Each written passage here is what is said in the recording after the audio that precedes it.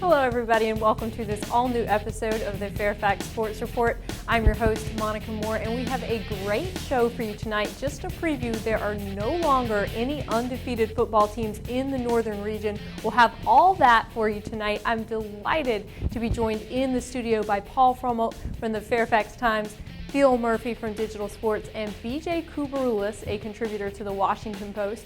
But before we get to everything, we want to thank the folks that help make our program possible. First of all, our good friends at CCI Screen Printing for all of your screen printing needs.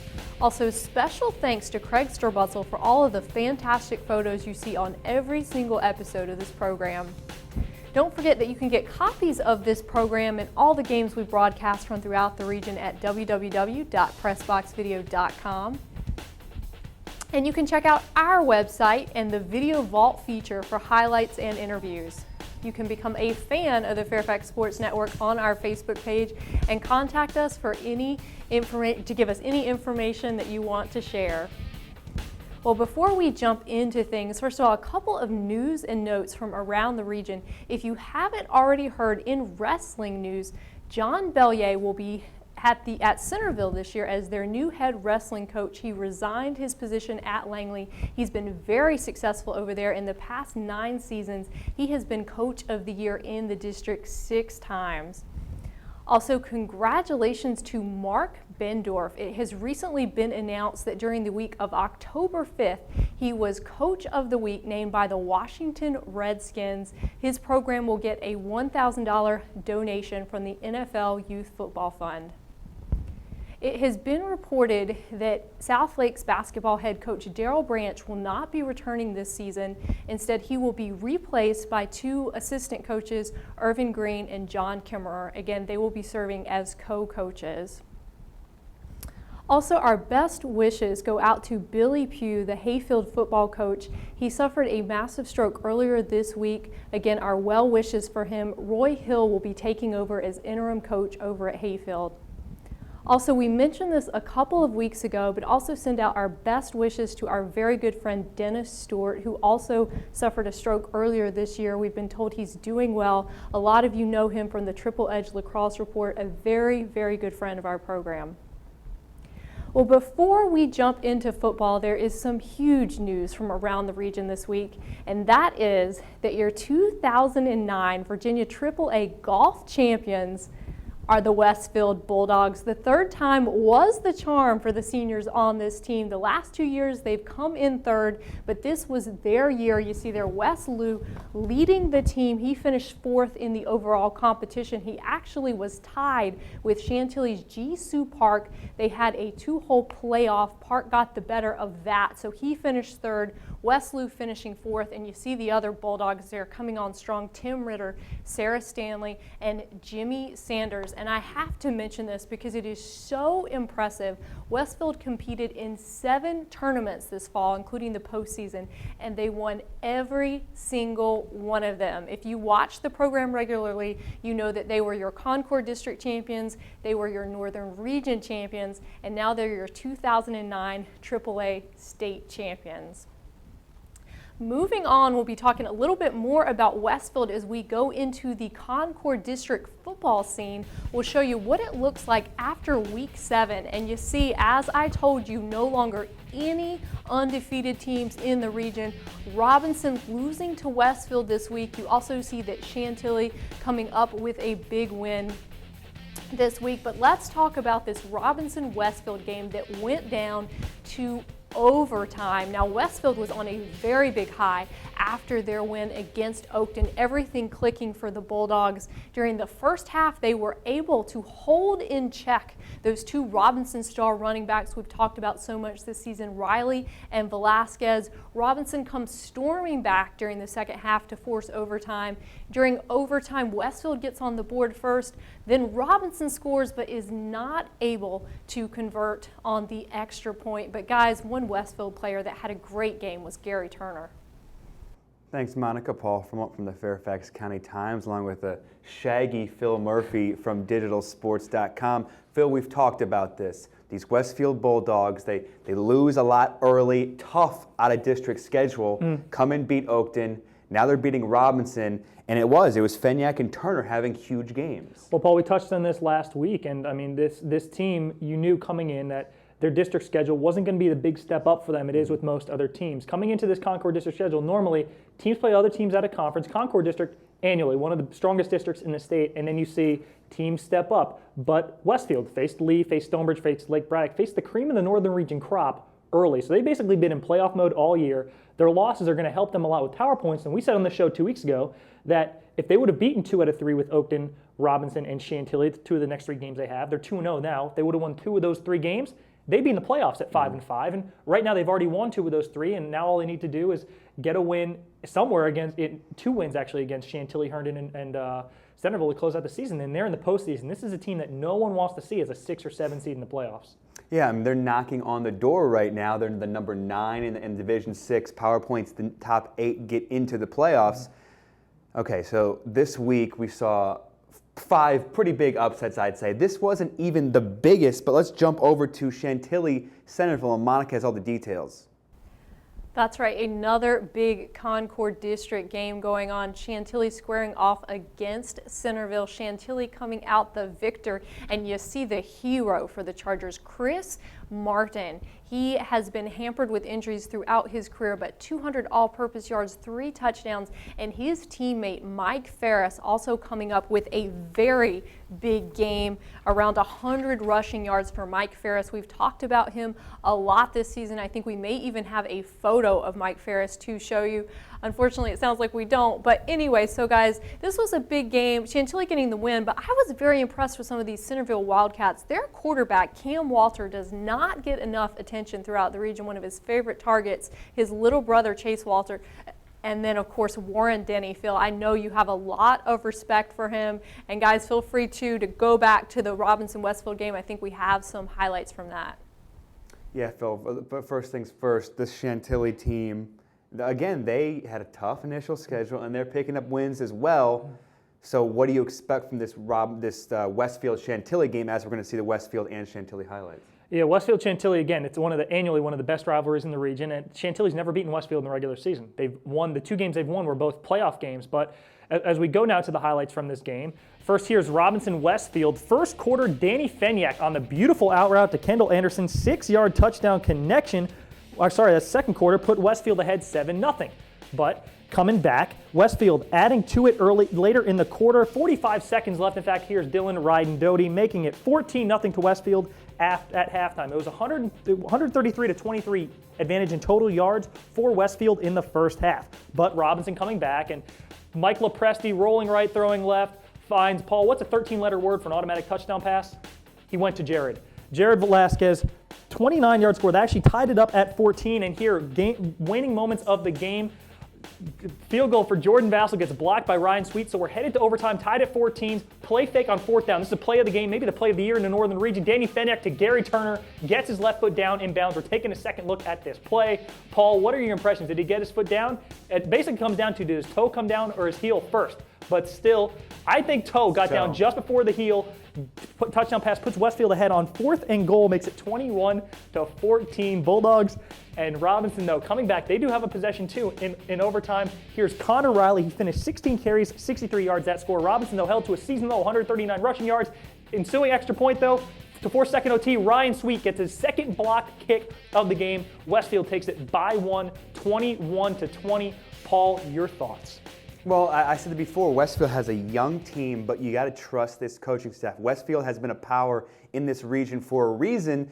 Last couple of years, they've had that talent. This year, they had Danny Fenyak, Gary Turner, but young kids coming up, learning their craft, and you see they trial by fire. They get tough out-of-district, Patriot District opponents, and now things are clicking, things are working, and they're a dangerous team. And I mean, we talked on this in the program a lot. Their first 3 opponents through those first 4 weeks were 11-1. At that point, Westfield sat 1-3, but we kept telling them, don't get discouraged. It'll come around. And you see them develop of Danny Fenyak. That touchdown pass to Kendall Anderson, I think I called him Jordan Anderson. Kendall Anderson was absolutely exquisite. Outside shoulder, hit him in stride. And when you see a quarterback coming along like Fenyak has in his defense, it's Verbanik Staple and Coach Thomas on the defensive line. And all those guys do such an outstanding job preparing this defense for the top teams in the Patriot District all season, and now Concord District, really frustrating teams like Oakton, and then frustrating a team like Robinson, who had come in seemingly untouchable. I mean, I said on the program last week, I only thought a team like Lake Braddock or Woodson could beat them, and then here comes Westfield coming in at the 11th seed in Division 6, takes them out. Paul. Boy, well, Westfield sure knows how to have its quarterbacks. You got the Glennons, you got Danny Fenyak. But let's move over to Chantilly now. Early in the week, you thought, oh, this is going to be a nice win for Chantilly. Westfield's having a down year. Chantilly, tough schedule as well, but it looks like Chantilly might have the edge. Now where do you put the Chargers? I mean, I think I put Chantilly right about where they stand in the PowerPoints, 5 or 6 in the region. But Centreville, one of the best fourth quarter teams around. You knew they wouldn't go away, and we check out the highlights here. First quarter, Centreville jumping in.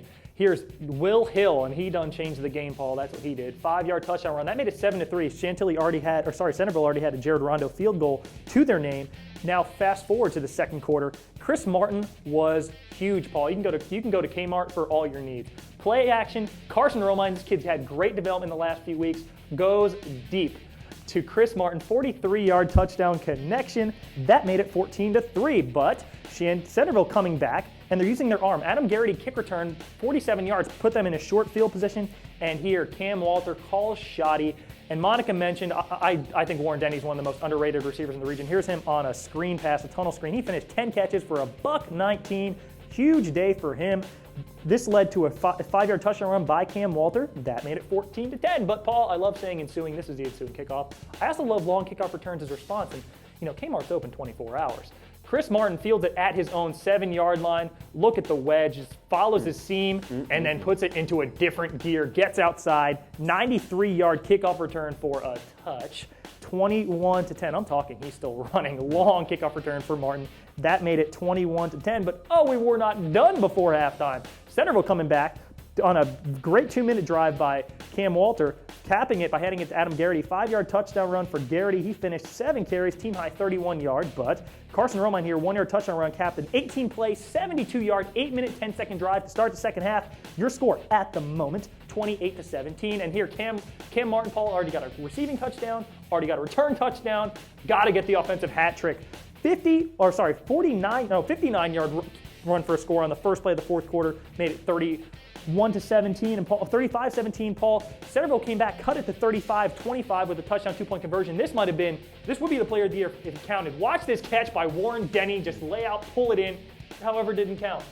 Tight end was covered by a receiver on the outside, so he had an ineligible man downfield, called it back, but it's so beautiful. I had to put it in this highlight. That would have put Centreville within 1 score. Chantilly survives, holds off Centreville in the end, but Paul, this Centreville team is feisty, and they played their best in the fourth quarter. Yeah, Centreville, again, a young team, and we're seeing how they can stay with teams. That's all you need. You need to build a little bit of confidence as you progress. So we got Westfield, we got Chantilly. You've seen the highlights. We actually picked this game. You can see our picks at the end of the show, but big playoff implications. Westfield, Chantilly, it does not get any better than that. But let's finish off the Concord District. Let's jump into Oakton, Herndon, and Monica has all the details. So Oakton coming up with the big win here. Andrew Leonard getting 2 picks in this game. We talked about him last week. He was one of our top defensive players in the region. And then we've talked about a lot of kick returns. Well, Akeel Jones coming up with a big 97-yard return for touchdown. Of course, Zach Osick still out with that injury. So Oakton getting the win there. Well, let's move on now and head over to the Players Lounge. We told you that there are a lot of upsets to talk about this week. BJ Kubarulis is there and is going to have some players, a player and a coach from one of the teams that had one of those upsets this week. Hello, everybody, and welcome into the Players Lounge. I'm BJ Kubarulis. We have a special guest with us in studio in what is normally a segment for just players. We are welcoming in a coach from Falls Church. Anthony Parker coming off a gigantic win, perhaps the biggest win in Falls Church's, the last 20 years. And you've been there for almost a decade. Right. You guys upset Edison, a region power, 16-14 this week. You're also joined to your left by Marcus Hughes, who is the Northern Region's #1 leading rusher right now and also 7th overall in the area. Had a big touchdown to help clinch that victory this week. Coach, let's get into the upset win over Edison. Your phone was ringing the whole night from coaches just trying to confirm that Falls Church did, in fact, beat Edison. Right, yeah. I mean, they averaged over my time there, beating us 38-7. And this year, You know, when the score was 16-14, people thought, you know, that couldn't be right. Maybe it was 36-14, you know, them, but it turned out that we won the game 16-14. So we're pretty excited about it. Marcus, you had a phenomenal game, almost 200 yards rushing and a load of carries, 2 touchdowns, none more important than in the second half of the game, an 11-yard run to kind of clinch things. Tell me about that run and tell me the feeling you had after that run, maybe knowing that this was actually going to happen. Yeah, we were close to the end zone. We were within the 20, so we thought, you know, we got to pound the ball out and get it in. And my linemen were real excited. You know, they're gritty, so they wanted to get it in there just as bad as I did. So, you know, quarterback AJ snapped the ball, gave it to me, and then I just tried to find the crease, and then sure enough, got in the end zone. Got in the end zone twice in the game. That is nothing new for Marcus Hughes, who has 13 touchdowns on the season and over 1,000 yards rushing. Pretty phenomenal numbers in just 7 games. So sky is the limit as the season continues. Off of this victory, Coach, let's start with you. You've been at Falls Church for almost a decade now. It has been a struggle there. 1-9 last year, a couple of 3-win seasons. Your last winning season was in 2005 at 6-4. However, now with a win over Edison, you guys could be talking playoffs. How does this happen overnight? It's an exciting time for us at the school. Usually this late in the season, we're talking about, you know, how we're going to finish strong and that kind of thing. And this year, we're looking at PowerPoints and we're trying to figure out, you know, where will we land if we can finish the season at this level or this way. So it's exciting, and it's been a struggle. But our kids have always fought hard and kept their heads about themselves. So this year, you know, we got a little bit more to play for towards the end of the season. Yeah, Marcus, and you're going to be obviously pivotal in the amount of carries you're getting as well. It seems like you really put this team on your back. Obviously, your line working hard for you, defense doing what they can. What are your goals for the rest of the season, and what does this win mean for you as a senior at a Falls Church school that has lacked a big win like this in recent years? What does this say about your class? Well, I think it really says that we're determined and we're ready to play. We're ready to change the thought of that Falls Church isn't a sports school. We want to change that, how people think about us, and we feel like we win out the rest of our games, win the rest of the games of the season. We can do something that hasn't happened for a long time, and I know we're all ecstatic about it. You know. You guys come out to start the season. You lose 4 out of your first 5. However, now you've put together back-to-back wins. Edison, I can't stress this enough, this is a team that has been to the last 4 Division V region finals, winning one of them, but nothing to hang their head about because they lost to Stonebridge, which is a state power. So you guys, a monumental upset. Now, how do you as a coach bottle this up and continue to, number one, get them to believe that they can continue this? Right. Well, we just let the kids know that, you know, that was a huge win, but unless we win the next game, it doesn't mean anything. You know, our goal, we picked certain points of the season where we want to be, and we talked about being no worse than 500 after game 8, and we have a chance to do that. So we're hoping that we can continue it, and kids continue to play hard. They play like they played last week, so what I told them, we'll continue to win. So. Up next for Falls Church is Mount Vernon at 0-7, a very winnable game for Falls Church. And then Hayfield at 5-2. The Hawks are having a banner year in their new district, the National District, struggling in the Patriot after losing a lot of players when South County opened its doors. While we're talking about Hayfield, want to give a quick shout out to Coach Billy Pugh, who suffered a massive stroke this week. You can read about that at WashingtonPost.com and follow his progress on our set of blogs there. You guys will have Hayfield coming up, and then you'll finish the season with Stewart at right now. Stewart's at 3-4, but also kind of having an upswing of a year as well. That game hasn't often meant a whole lot. It has meant a lot in the Falls Church community. Correct. Because it is a battle of 2 schools. Right. But it's going to mean a lot. It's going to have some PowerPoint implications for you guys. What do you have to do? I don't want to look ahead too far, but with the emotions of a rivalry and a game that could catapult you into the playoffs depending on other teams, how do you look at that game this year, Marcus? Well, I've never personally lost to Stewart. So me and my team, we plan to go out there and win the game. We're going to work as hard as we can. We're going to work as hard as we can for the rest of the remainder of practices. And we go out there, we're going to just make sure we get it done because there's a whole bunch of people in the Falls Church area who want to see us win. And we go to the playoffs, if they're in the middle of us going to the playoffs, then it's going to be a rough night. Okay, Coach. We talked about keeping the players focused, coming off of a big win. How much have you had a chance, though, to really enjoy it this week? I know things have kind of been a whirlwind since. We talk often about, a win lasts a week, and you feel good for a week until you get the next game and you get the next win. And it's been a long time since we were able to put two of them back to back. And so, we celebrated and we was excited Friday night and Saturday. And then Sunday we got back to work and we started looking at film of Mount Vernon, trying to get ready for the next game and trying to keep the kids focused. They're excited about it and the school's excited about it. But at the same time, we're telling the kids that, if you don't win the next one, then that game doesn't help us as much as we need to help us. All right, quickly, guys, in about 30 seconds each, Marcus, we'll start with you on Coach. Describe Coach in a couple of words. What is he like, and how do you guys view him in the locker room as players? And you have to be honest. A couple of words. It's hard to say a couple of words, but Coach he's been a great mentor to me, and I know a lot of other players. I remember as a freshman going to the weight room, just having him there giving us advice and making sure we're doing what we got to do and making sure we stay on top of our game. I feel like if Coach Parker wasn't my coach, I don't know whether I'd be as good as a player as I am right now. He's made sure I've been on top of my stuff, and grades, school, everything. So I feel like he's been a real pivotal person in my life. Right? And the next level, the college level, is certainly an option for Marcus right now. He is getting some looks at the next level, so we'll see how that continues to develop. Coach, in a couple of words, how do you describe this guy who's seemed to really step up his game this year? Unbelievable. I mean, he is a determined runner I've ever seen. But previous to Marcus, we've been a passing team. We've been a spread team, throw the ball. And this year, I told our coordinator, we're going to hitch our ride to him. I mean, he's going to lead us. We felt like we had all the linemen coming back, so he's like, we got a great back. Let's give him the ball. And you can notice from the first game, he got 17, 18 carries. He's getting 36 carries now. So we're going to do that throughout the rest of the year.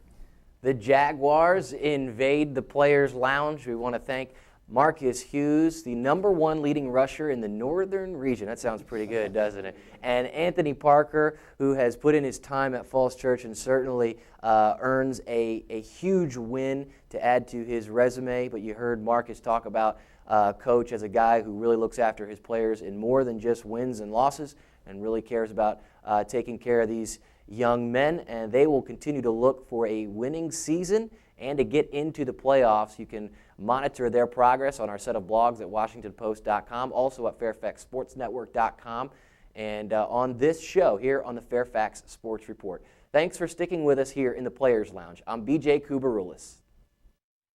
All right, we will have highlights from that game and more later on in the program, so stay tuned for that. But right now, let's head into the Patriot District and show you the standings after Week 7. You see W.T. Woodson and Lake Braddock, they're tied in the district. They're at the top, the other teams rounding out the bunch. So let's talk a little bit about W.T. Woodson's win over T.C. Williams this past week. You see 20-6, and looking at the stats, you'll notice that we chose to highlight the defensive players this week because this game was all about the defense. In fact, this is a crazy statistic, but between these two teams, 21 third and outs. Josh Hogan, Logan Hancock, guys having huge nights for Trey Taylor.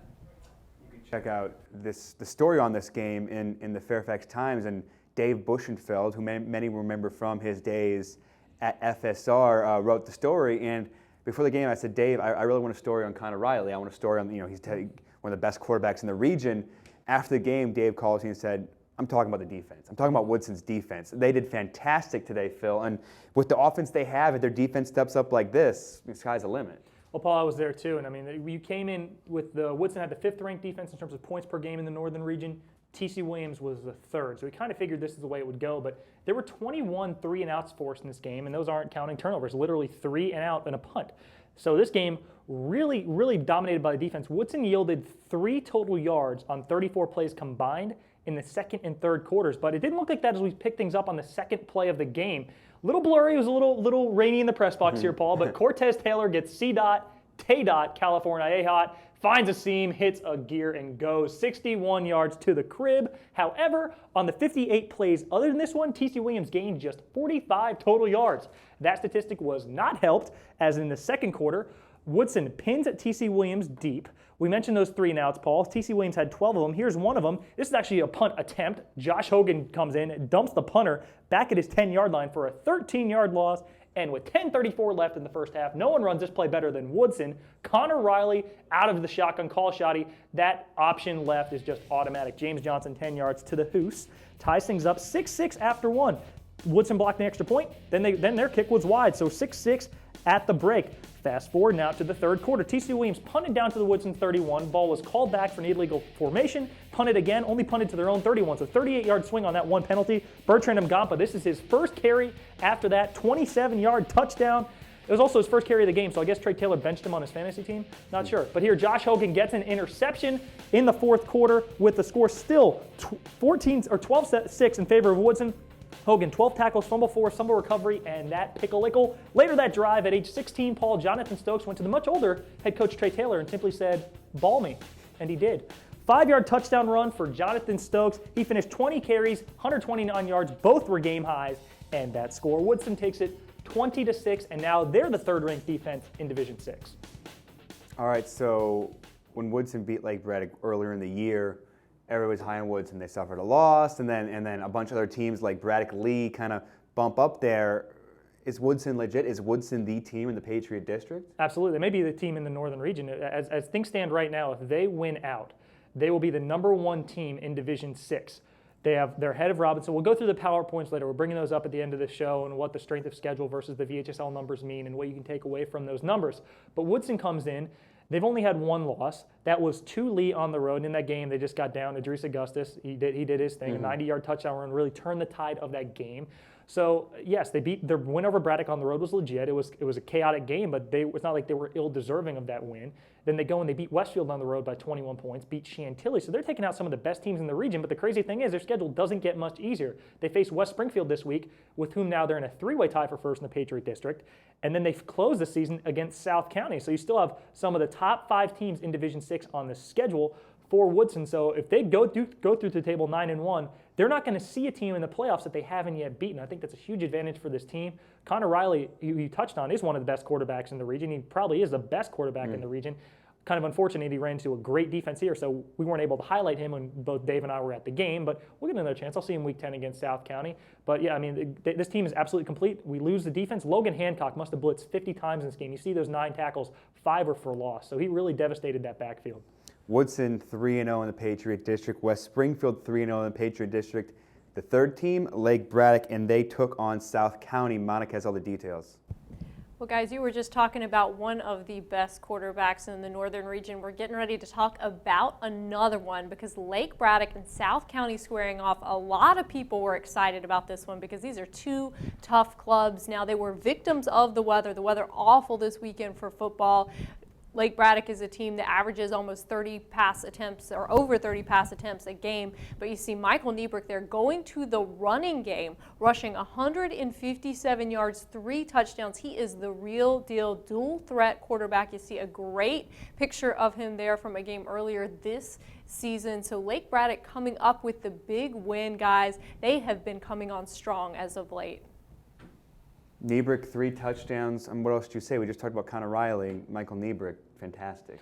Yeah, absolutely, Paul. And I mean, the elements were in play. I mean, we really put the Lake and Lake Braddock in this game. I mean, this one, it was messy, it was gross. But I think Lake Braddock wanted to keep it because they had this superior size advantage to South County. Anthony Carabali had a great game for South County. Don't want to lose sight of that. But we mentioned last week on the show that South County came in 5-0 when they averaged 4 or more yards per carry. Lake Braddock held them to 2.0 yards per carry. We picked things up here in the second quarter. Score 3-0. Edwin Curtain actually hit a field goal somehow on this field, but Michael Niebrick, after a 21-yard run, put it at the 2-yard line. Here, just lowers his head, gets it in, makes a score 7-3 with 59 seconds left in the half. But next quarter, here's Osman Mansoure. He's going to outrun the camera real quick, but that's some serious speed when you outrun a tripod. 49-yard carry down to the 1. Mike Niebrick could punch it in for his second touchdown. Mansoure, 26 carries, $112 on the day, 14-3 Lake Braddock, early fourth quarter. Michael Niebrick has his game breaker. Tucks, runs, darts outside, 22 yards, just leaves the defender in the dust. Niebrick, 26 carries, $157, 3 trips to the promised land. Braddock up 21-3.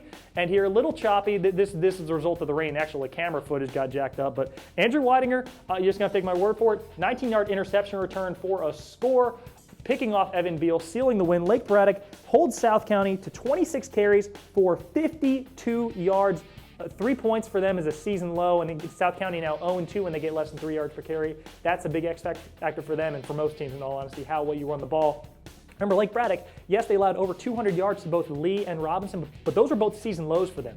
So they hold South County to a season low again, and then they held Westfield and TC Williams to a combined 60 yards on 53 rush attempts in those 2 games. This run defense is for real. Okay, Michael Niebrick, Phil, I have a question for you. We are worried, we talked about last week, we were worried maybe a little gun shy with the interceptions. Does he even need to throw the ball?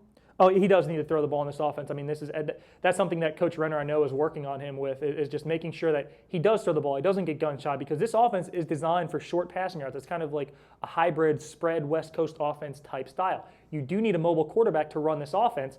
So yes, he does need to be able to run. You won't see him getting 26 carries a game if he's running this offense how it's designed.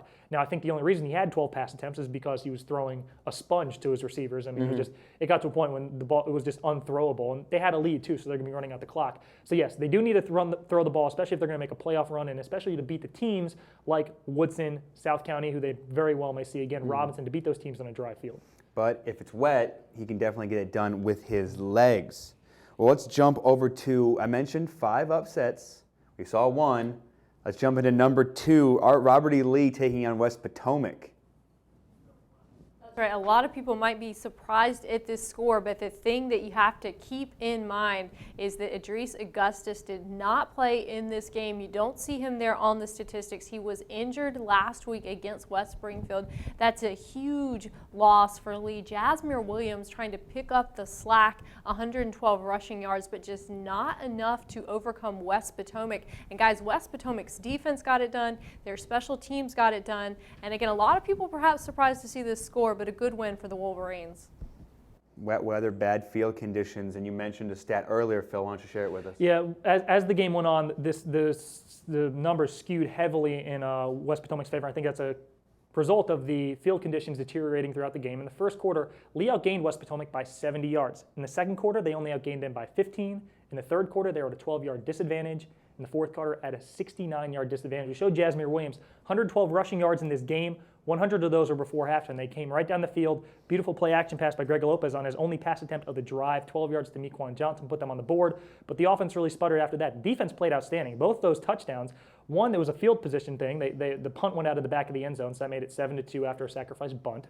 Ensuing kickoff is taken back to I have a feeling we'll be seeing the ensuing kickoff in our top 5 play segment really? Coming up later. Just a hunch. That made it 8-7, and then interception return for score by J.P. Marinelli. All credit to West Potomac's defense. They did their job in this game. They really used their size, used their physical play to hand Lee its worst rushing night of the year. But again, a little asterisk. No Jasmine Williams on a terrible field. I mean, really just ripped up. And Lee's undersized. They're not going to be able to block as well if they can't get footing. Phil, let's just stay in this Patriot District real quick and show you West Springfield beating Annandale 30-27. Matt Prokop, 177 pass yards, 2 touchdowns. T.J. O'Connell, 131 reception yards, 2 touchdowns. Yeah, the whole thing about not being able to throw the ball in the rain apparently does not apply. Melvin Robinson and T.J. O'Connell combined 12 catches, 246 yards, 3 touchdowns. It was an incredible game, up and down. Now, Paul, a little crazy thing. If Lake Braddock beats if Lee beats South County beats Woodson beats West Springfield, and West Springfield beats Lake Braddock, there will be a 5-way tie atop the Patriot District standings going into the playoffs. It's interesting. A lot of and all those are feasible games. So it's going to be interesting. This district is incredibly tight at the top, and it's no surprise. Even a team like Annandale, it's kind of fallen towards the bottom of the district. They're in all likelihood not going to make that 4 to 5 years. They at least get a share of the district title. You should see what kind of quality there is from top to bottom in the Patriot District. And then TC Williams almost beat West Springfield a couple weeks ago. We saw they gave Braddock a run, especially late. And this game was only a 6-point game with Woodson. So this district, top to bottom, it's going to help these teams when they come to the playoffs. It's not like in years past where you have 1 or 2 cupcakes on the schedule and you kind of get out of your rhythm. You're going to be playing top-flight teams the entire way through. And for the teams that do survive for the postseason, they're going to be in playoff form by the time we get to Week 11. Just mentioned for Annandale, Tony Hischelin throws in Melvin Robinson for 115 receiving yards. Melvin Robinson has a touchdown. Rick Adams, 121 rushing yards and a touchdown Game high as for quarterback. well. All right, so that's Patriot District. Monica is going to set us up for the Liberty District. 2 more upsets there. Well, that's right. I know probably a lot of you have been waiting in suspense since I mentioned at the beginning of the program that there are no longer any more undefeated teams of the football clubs in the northern region. So let's show you the standings. So you see there's Stonebridge, their first loss of the season. South Lakes, they're also coming up with a loss. We'll get to both of those. Let's talk about this Stonebridge game. They squared off against Madison. Madison coming off that loss to South Lakes. That was their homecoming, coming off in quite a strong fashion because this is the first time that Stonebridge has lost a Liberty District game since joining the district in 2005. You see there, Tav and Thomas, both of those touchdowns in the fourth quarter. Mike McCool also coming up with a big touchdown, guys. This is a huge win for the Warhawks. When South Lakes beat Madison a couple weeks ago, was it last week? A couple weeks ago? Yeah, last Saturday. We said, all right, well, then Stonebridge's biggest opponent is going to be South Lakes in Week 10. Yep. Well, Madison, the one team that we all thought had the closest chance of beating Stonebridge during this Liberty District domination of the Bulldogs, Madison finally gets it done when no one thought they would. Phil, you saw the game tape. You're going to show them some highlights. How'd they do it? Yeah, we'll get to the highlights eventually, but this team, I mean, they were able to run the ball so effectively. They were in power sweep left. I mean, basically every down in the fourth quarter, and Stonebridge didn't really have an answer for it. They were able to march up and down the field. Stonebridge's offense never really got going. They had a couple turnovers on downs in their own territory. Really lost the field position battle. I mean, Madison just outplayed Stonebridge on this day. And we mentioned first ever Liberty loss. If you go back to their days in the Dulles District, it was their first district loss in 7 years to the day since they last lost to Parkview. But we pick things up first quarter, and things are not looking good for the Bulldogs at the start. Kind of a weird punt formation. Spencer Rosatano only 9 yards back, but Ryan McGuire gets in, blocks it. Joey Corrigan recovers. That would lead to a 1-yard touchdown run by my friend Mike McCool. 7-0 Warhawks after 1. Second quarter, Stonebridge again going with this short punt formation. They brought their wings in. Spencer Rosatano kicks it, and watch this play. Ball bounces off Mike McCool's hand. He's like, whatever, I'll take it. 16 yards, he returns it down to the 16-yard line. That would lead to another 1-yard touchdown run by Evan Jacquez. Made it 14-0 with 9 minutes left in the quarter. But Stonebridge showing some life on 4th and 8 with 24 seconds left in the half. They're down 14-0. This is a ray of hope going to the locker rooms. Kyle Gouveia finds Taylor Lampke on the skinny post, 37-yard touchdown. It is 14-7 at the break, and everyone at the game said, okay, Stonebridge has finally got the momentum. Here they go. They're going to get things going. But Madison here, after 37-yard punt return, ball on the 1-yard line again. Tavin Thomas, he had a huge day. Game-high 92 yards. That touchdown run, another 1-yard touchdown run. Madison really just dominated time of possession in this game. But Stonebridge not going away. First play of the ensuing drive, Kyle Gouveia calls shoddy. Looks to his right, looks off the corner, and then throws back to his left, and yeah, that'll happen. Stan Johnson breaks free, 57-yard touchdown scamper on the tight end screen, 21-14. There's still 11 minutes left in the game, but Madison would get the ball back, and they would drive 15 plays, 71 yards, 7 minutes, 6 seconds. But here, facing a 3rd and long, Eric rolls right, ball goes right through a defender's hands, and to Joey Corrigan. It was just that kind of day for Madison. Everything bounced in their favor. And just 2 plays later, their 4th 1-yard touching run of the afternoon. Tavin Thomas with 2 minutes, 58 seconds left. Again, up to this point in this quarter, Madison had run 17 of the 18 plays. Stonebridge's only play, yes, a touchdown, but Madison dominated time of possession. They converted a 4th and inches on this drive as well as that 3rd and long. That makes it 28-14. And here, last gasp for Stonebridge. Paul, I thought this play was symbolic of Stonebridge's run. Kyle Gouveia eludes 5 sacks on this play as time's running out. It's facing a 4th and 23. Continually, you see Stan Johnson waving for him. He just can't look up. Finally, though, succumbs to pressure after avoiding one more tackle from Ryan McGuire. Ian Brown gets him. Well, that's what Brown can do for you, apparently. Brings down Gouveia for an 11-yard loss. Stonebridge falls 28-14. First district loss in any district play for them in 7 seasons. They were 31-0 in the regular season against Liberty District opponents coming into this game. 35-0, all games considered. So, big win for Madison. You think, okay, well, maybe South Lakes, maybe McLean has a shot. Well, I apologize to Marshall. There's actually 6 upsets this week. Marshall taking out McLean. Monica has all the details. I'm sorry, it was actually McLean did win. Little typo on the sheet here. But yeah, McLean coming away. So is it McLean? Is it South Lakes? McLean beating Marshall 24-21. Monica has all the details. But you're right, Paul. We almost had an upset because Marshall came out firing in this one, scoring the first 2 touchdowns after the Victor Vanegas 2 touchdowns there, 175 rushing yards. But then McLean able to rip back the momentum and never relinquished it, having a big day for the Highlanders. Will Hecht, as well as Jonathan Frimmerman. Riley Byro suffering some injuries, but his defense this season, so I mean, he's a great player, but has had those injuries that he's been hampered by. But the defense getting it done, guys, forcing those 4 turnovers. You know, it was still a big game for Marshall. They came real close to knocking off the Highlanders, who are having a great season. Marshall, it's a great game for them anyways. Yeah, no, you just had the feeling this team's eventually going to win a game. I mean, they have Jefferson coming up this week. I think they're in great position to win that. This team is way too talented to be 0-7. They came out, hit McLean in the mouth. Victor Venegas had 2 touchdown runs of 35 yards or more in the first half. They were in great position to win, but they really fell behind in the turnover battle. Marshall turned the ball over 4 times. McLean just once. Riley Barrow had a ridiculous touchdown catch, which, Paul, I think we might be seeing momentarily in our top 5 segment. But before we get to that, Byro, great touchdown catch, and then turnover on the ensuing kickoff field goal. So instead of 14-0 at half, it's 14-9.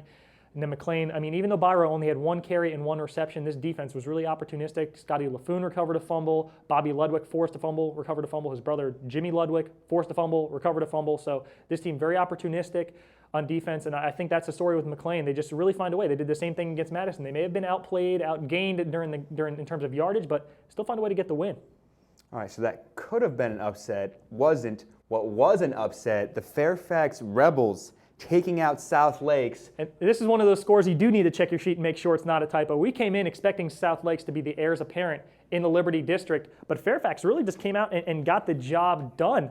They were extremely physical, and we get to the highlights here. First quarter, here's Jawan Jones, ball at the 2-yard line, and he is going to take it in for a score from the 2. Jawan Jones on this day, though, his lowest output of the season for the Seahawks. So 7-0 to South Lakes. Now, but Fairfax, though, coming right back, a 3-play, 63-yard drive capped by Captain Jack Carter, 35-yard touchdown run. He'll catch you on the flip side. 35-yard score makes it 7-6. Sorry, 7-6 because South Lakes missed the extra point. But first Fairfax possession of the second quarter. Now I'm back. Snap goes back to the punter, but watch on the left side. Sean Price comes in, blocks that kick, blocks it at the back of the end zone. He doesn't just do it on offense, he does it on special teams as well. Junior receiver makes it 8-7. And then Fairfax, though, coming back. This team, their passing game has gotten a lot better in recent weeks. An interception was just called back, and here Jack Beckert hits Alex Young on a hitch in the end zone. He's got 99 problems. That hitch, apparently not one of them. 7-yard score, 14-8. Fairfax would force a fumble, and here's Jack Beckert doing it himself. They outgained South Lakes in this quarter 76-0. They're up 20-15 at the break, and I say 15 because with 45 seconds left in the half, South Lakes caps their 2-minute offense with who else in the red zone? Fade route, 7 route, whatever you want to call it. Sean Price gets it. 11-yard touchdown. It's 21-15 at recess. Now, fourth quarter. Score still 21-15 in favor of Fairfax. South Lakes just blocked a punt. They're facing a 4th and 22 with just over a minute and a half remaining. Stephon Sanford breaks free, and look at this individual effort to get to the 9-yard line. Just converts the first down, gets it in striking range, and 3 plays later, Jawan Jones, his second rushing touchdown of the afternoon. He finished, though, just 9 carries, 22 yards. Did have those 2 touchdowns, so if you start him in your fantasy league, still getting you 14 points, but only 22 of those, or only 2 of those fantasy points from his yards.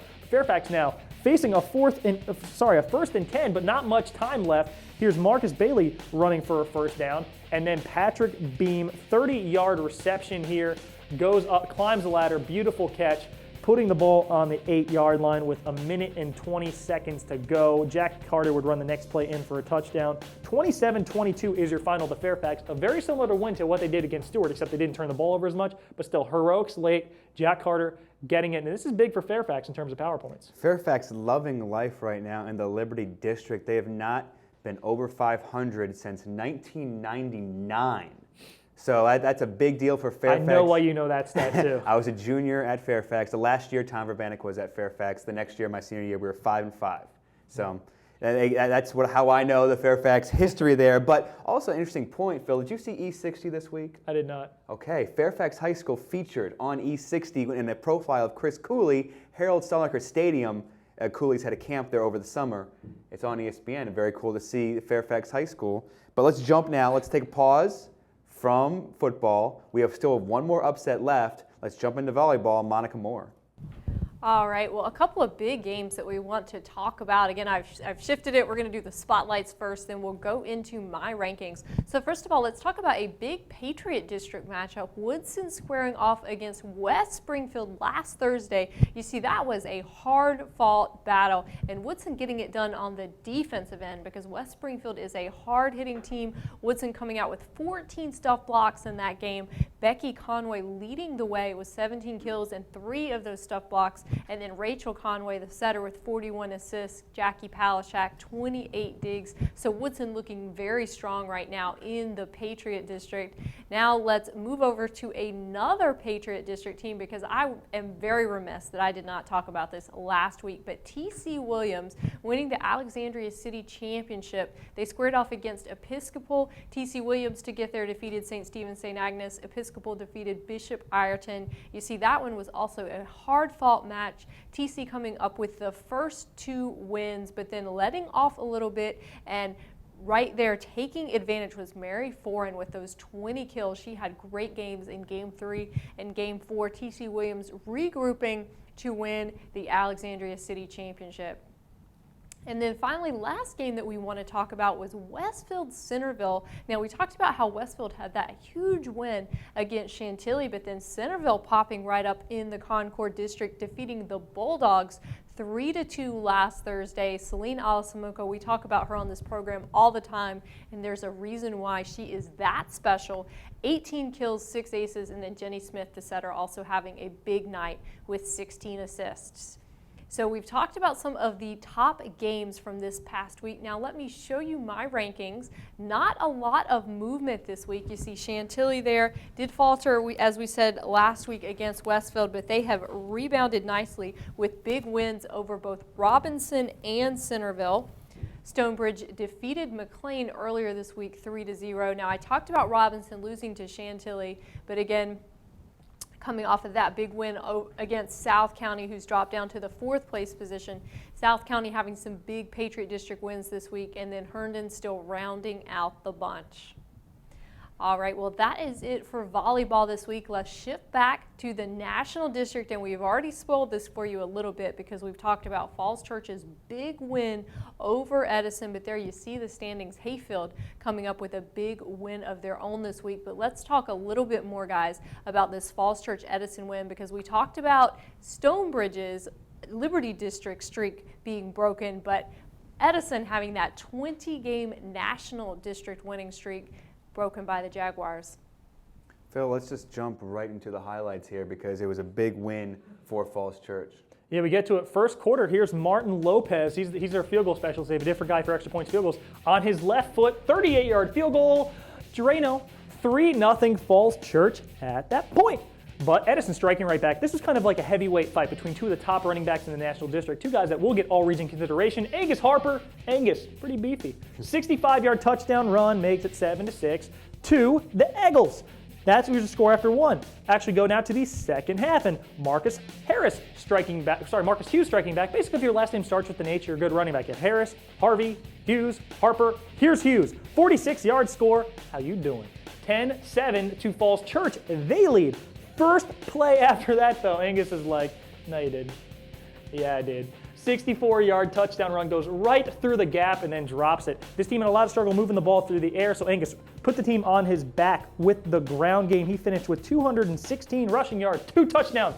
But Marcus Hughes, like Rihanna said, Paul, we're going to run this down tonight. Ball at the 10 in the 4th quarter. Man in motion, ball goes to Hughes, back to the weak side of the field now, 10-yard touchdown run. He finished with a $191, 2 scores on 37 carries. Ali Salimi had already broken up a 4th down pass, hold the Mayo on Salimi. Now, this is Edison's last 4th down opportunity. Levi Barber heaves, Kevin Malumba is happy to catch it, but that makes the Jaguars all kinds of excited because he's a defensive back for Falls Church. Falls Church stuns Edison, their first loss in almost 3 calendar years, 20 games as my friend Monica Moore mentioned. And Falls Church takes out Edison 16-14. Paul, none of us saw this one coming. And there's also Hayfield taking on Wakefield. Hayfield getting the win 52-12. Anton McCollum, 106 rushing yards, 2 touchdowns. Rayshawn Reagan, 63 rushing yards, 2 touchdowns, 53 receiving yards, and a touchdown. There are 2 teams in the Northern region that are undefeated in district play. Hayfield and Wakefield are your two. Coming into the season, we probably never thought at this point in the year that would be the case. There are only 2 unbeatens left in the district play, and they're not named Stonebridge and Edison. They're Hayfield and Westfield are your 2 unbeaten teams in Liberty District play. After all of those upsets, let's jump into our top 10 this week. A little bit of a shakeup here. W.T. Woodson gets the top spot, 37 points, moving up from number 3. Robinson with the loss goes down to number 2. Lake Braddock moves up to number 3. Stonebridge from 2 to 4. Westfield, not ranked last week, number 5 right now. We also have South County lead. And I think a lot of these things you see are very top heavy with Division 6. The top 4 teams in terms of power points going into last week from Division 5 all lost. So that's why it's so top heavy with Division 6, because their best teams held serve aside from Robinson. But now you got Woodson, Robinson 1 and 2 in the power point standings as it stands. If Woodson wins out, they take it. So I think our top 10 is pretty accurate when you consider power points and how things are going to be looking in the playoff picture. Now Westfield 5, yes, they aren't quite in the playoffs yet, but I think we're all assuming they're going to be at worst 5-5, going to get into the playoffs, and no one's going to want to see them, especially a 2 or 3 seed that's gone to the table 8-2 at worst for your 2 or 3 seed, and you're going to have to see Westfield in the first round of the playoffs? That doesn't seem right. Phil, this top 10 is accurate. You know what's also accurate?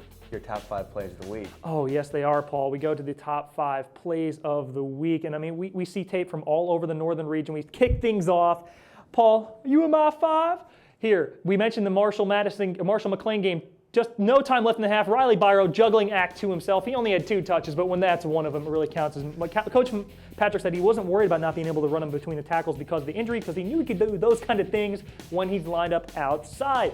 McLean beats Marshall 24-21. Now here, have to put in Chris Martin's hat trick. There were a lot of kick returns for a score, and I love putting kick returns for a score in my top 5, top 10 for digital sports. But when a kid does these 3 things, I mean, Chris Martin was just stupid good. Even with defensive pass interference, gets a 42-yard touchdown reception there. He, on the day, 255 all-purpose yards, and that's only on 1 rush attempt, 3 receptions, and 3 kick returns. 7 touches, 255 all-purpose yards in a district game, and they needed every one of them because Centreville really gave them all they could handle at the end. And in that game, Cam Walter threw for 331 yards, 237 of which were in the first half. I'm talking Kmart's still running. Goes 93 yards for the kickoff return for a score. And then polishing things off, Paul, we mentioned before. He's got a receiving touchdown, got a return touchdown. How do you polish off the hat trick? Rushing touchdown. When I point at you, you're supposed to talk. 59-yard rushing touchdown, a little bit delayed on the first play of the fourth quarter. Chantilly takes out Centreville 35-25. You know, Chris Martin himself almost took out Centreville. Now, number 3, Westfield Robinson. A lot of controversy surrounding this play. Did he get his foot down in bounds? When you first look at it, you think he stepped on the line, but as we take my blurry number graphic, second look, Gary Turner gets his toe down, I believe, just before his heel. If he probably wears like a size 12. If he wore a size 9, that's an incomplete pass. On 4th and goal in overtime, Westfield hands Robinson its first loss of the season. We go to number 2. This would be number 1 for plays of the year if it actually counted, but Warren Denny laying out for a reception here. We see Cam Walter in the shotgun. They moved the ball very effectively through the air again. He was 20-27 passing in the first half. This would be number 1 on any countdown of the season. But Warren Denny, diving catch, outstanding play, but called back. It didn't count. Right now, in the box score, that goes down as -5 illegal formation. Doesn't go down as the ridiculous touchdown catch it should be, but here is Lee West Potomac. Score is currently 7-2 in favor of Lee, kicking off, doing the safety kick after getting the safety. But there's nothing safe about this. They kicked it to Daryl Copeland, and they call him Scooter Paul. I think I know why, because he scoots. Almost loses his footing there, and see the condition of the field, but Copeland sheds tacklers, puts his hand up, and says, "See ya!" 64-yard touchdown return for Copeland. They would return an interception shortly thereafter. West Potomac beats Lee 14-7, and those are your top 5 plays of the week. Fantastic job there, Phil. Let's jump right into our Week 7 pick'em, and we don't need to worry about that, Paul. Oh, no, we do need to worry about that. Paul picking South County last week. I'm doing it again this week. Mr. Murphy making a late season charge, very Westfield-esque, I might say. And Paul, if we look at the pick'ems for this coming week, we do have Westfield coming up. We're trying to choose that game. Unanimously picking Westfield. They are 8-0 all-time against Chantilly in the regular season. 0-2 in the playoffs. So you see BJ leading the charge, Paul in 2nd, Phil in 3rd, Monica in 4th. But I am choosing South County again. They did not work for me Last week, I'm choosing him again. Everybody's taking Woodson. Everybody's taking Falls Trey Church. Taylor taking on his alma mater as Woodson takes on West Springfield. I think Trey, class of 2002, 2003, somewhere in there for Trey Taylor. We'll say that because this is on TV. South County and Lee, a coin flip between us. I like that South County Lee matchup. The two of the teams with the running game being so important to them. And Fairfax, McLean, Monica and I are on the Fairfax bandwagon, thinking that they can repeat success. It basically comes down to Byro's health. I think Byro's going to be limited, and Fairfax, a lot of confidence, and they're still mathematically alive for one of those last spots in Division VI playoffs. So Phil chooses Fairfax. Monica, let's talk about your reasoning for choosing Fairfax. I've just been very impressed with Jack Beckert. Fairfax coming on very strong. They have a lot of motivation coming into this game. I, too, was thinking about the injuries to Riley. Byro didn't know if McLean could pull it off 2 weeks in a row there with the injured Byro. But anyway, Fairfax, very impressed. We'll see what happens. And then I know the South County Lee matchup was a really tough one for me as well. But so you saw how we broke it down there, me going with the Stallions. Okay, well, before we go, we do want to give you a little bit of a picture. Phil alluded to the PowerPoint rankings earlier, so we do want to show you what it looks like right now. We have 2 statistics for you there, courtesy of Mr. Murphy. First of all, we do have what the VHSL puts out. That is what takes into account the games that have been played to date, and then you take a look at what the rest of the season looks like considering the strength of schedule. Lee and Stonebridge, they're tied for first place in Division 5. You see it rounding out Washington Lee. They're just hanging in there in the number 8 position, and that's how the rest of Division 5 looks. Now let's take a quick look at Division 6, because this one, as we said, Westfield knocking on the door. But Woodson right now up there at the top now that Robinson suffering their first loss of the season. This Woodson team, we have been so impressed with them. It seems like we talk about them every single week. Connor Riley, one of our favorite quarterbacks. Robinson and Lake Braddock as well. Now Lake Braddock sputtered a little bit, but as you know, we've been fans of the Bruins all season long, so also we have very high expectations for them. So we'll keep you posted as the season progresses and how those PowerPoint ratings continue to look. Well, before we go, we once again want to thank the folks that help make our program possible, our good friends at CCI Screen Printing for all of your screen printing needs, and Craig Sturbussel from Fat Boy Photos for those great photos that you see throughout this program. You can get copies of our show and all the games we broadcast at www.pressboxvideo.com and check out the Video Vault feature on our website. You can become a fan of this program on our Facebook page, and please do send us any news, story ideas, comments, or suggestions that you have. Well, once again, thanks so much for joining us. We'll see you again next week.